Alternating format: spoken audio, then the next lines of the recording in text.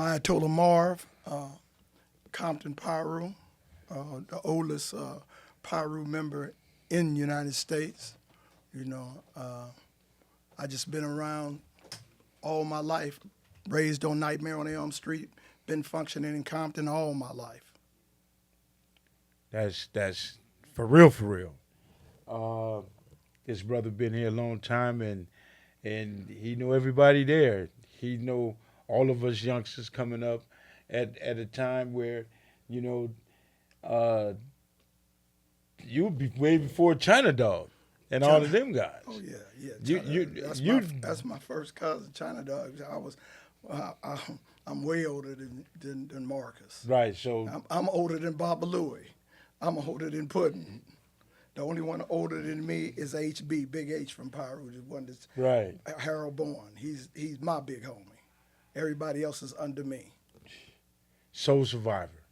Soul Survivor. I just did a clip with about these guys speaking and said that you can't utter a Mob James unless you mention you got to go through Puddin', the bartenders, and all of that, which I agree. You know, I can't put myself above none of those guys because they was, you know, the forefront. They was way before my time, such as you. So I can't put myself on no type of pedestal to say I was harder, better, or I did this and did that, and not say your name, not say Marcus' name. You know what I'm saying? And I try to explain to these cats, I have nothing but respect for the original OGs that was there way, way before my time. And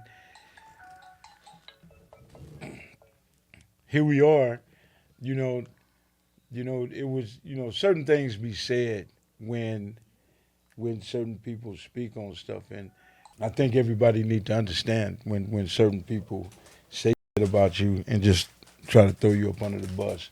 And I don't think it was necessary. But I'm going to let you explain your story and the reason why you here, and then we can get into it. Yeah. Well, my concern is, like, I'm a day one. I was born on Elm Street. We ran Freddy Cougar out of there. You dig what I'm saying? Right. So I come to Compton Police when it was all white. Bunton and Webb were the first black police. I've never been beat down by no police single-handedly in no jail. Not that I'm badder than anybody, but I do my business. Right. And so it affects me and offends me when somebody puts something out that I can't defend or you ain't clarified it with me. Right. I got a call that Reggie had said that Eric Parrott beat me down in Compton jail. Now, it was an incident. I'd been out of prison 7 days. I got arrested. Me and Eric had a verbal confrontation. Eric grew up. He was born on Dwight Street, right around the corner from me. Right. His people lost the house and they moved over to Nutty Block. At that time, it was called Boot Hill. Right. Percy Parrott and his older brother Percy and Huey Taylor came into the police force in 1968 together. You feel what I'm saying? Right. So I know these dudes. I know Big Reggie, Bunton, all of these dudes. The first person that ever attacked me in 1962 was Ted Johnson, was a white Compton police. And he kicked me in the ass for stealing something out of J.C. Penney's. He lived in Richland Farm. After he attacked us, big white police with red hair, we went over to his house, killed all his chickens, stole all his pigeons, and terrorized all his white neighbors. And he had to get Bunton. That's how Bunton became dealing with juveniles and Detective Webb. So you saying y'all went to the police to his house? To his house. He stayed on Bennett and Center at Richland Farms. At that time in the 60s, the L.A. Dodgers lived over in Richland Farms. Right.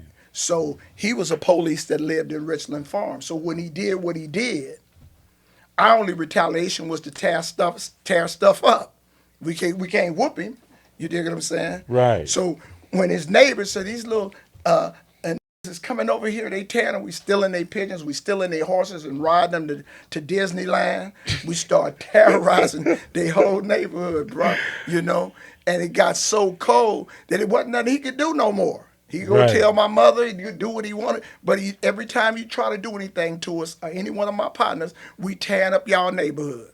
So eventually you stopped. He had to stop. He had Webb and Bunton, who was a commander and a lieutenant. Right. And the first two blacks hired for Compton Police Department. To carry on, when I got out of prison in 1976, I did my first 15 years for a murder robbery. When I got out, the police system, Danny Sneed had just started with the police department. What's his name? Bookman had started. 78, 79. Reggie comes in, Eric Parrington comes in. They start their little gang squad. I will never let nobody beat me up that went to Catholic school. That damn Eric Parrington graduated from Sarah High School.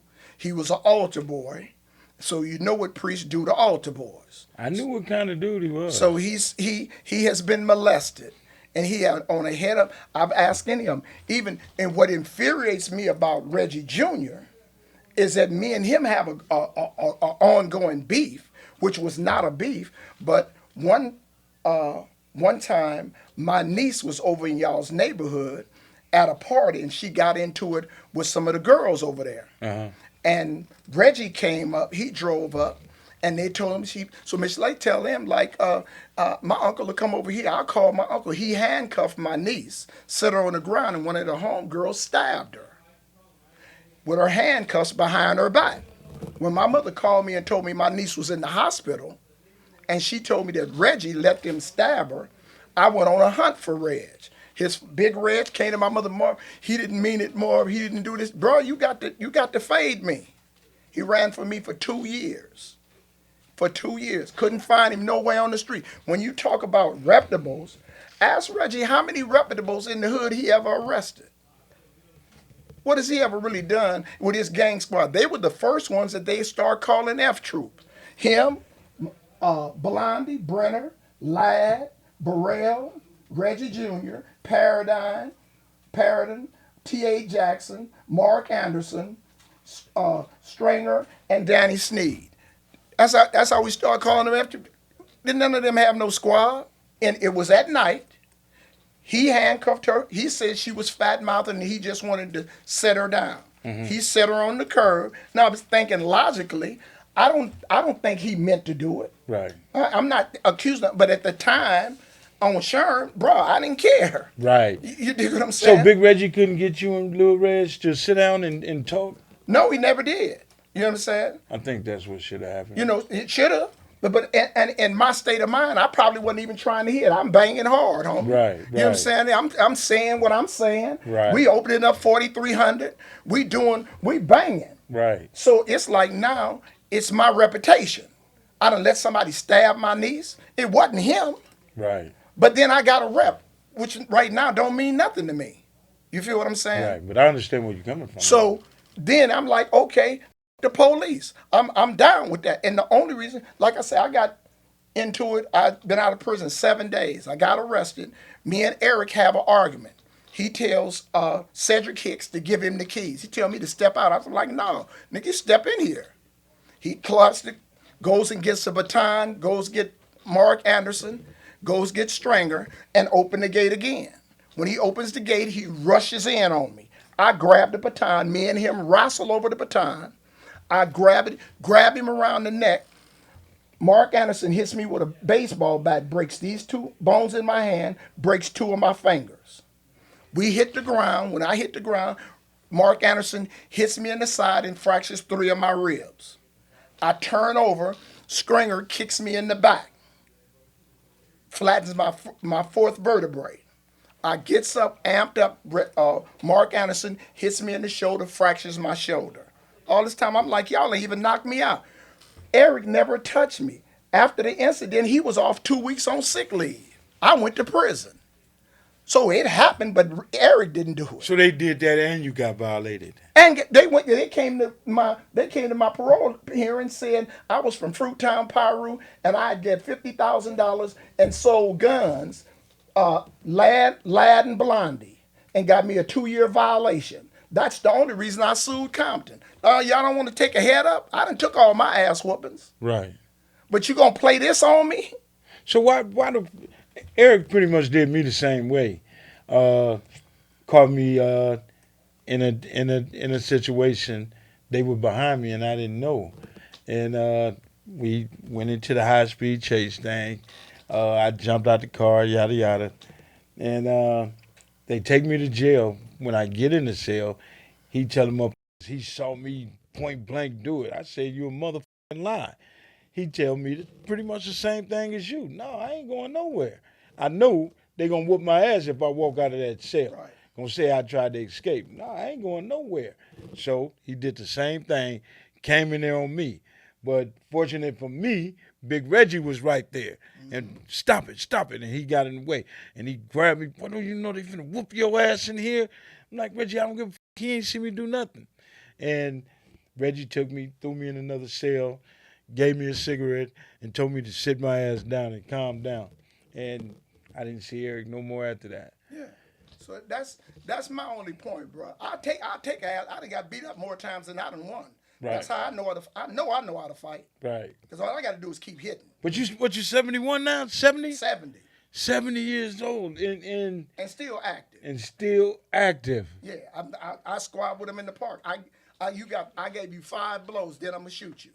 Gangsta Chronicles, we gon' tell you how it goes. If I lie, my nose will grow like Pinocchio. We gon' tell you the truth and nothing but the truth. Gangsta Chronicles, this is not your average show.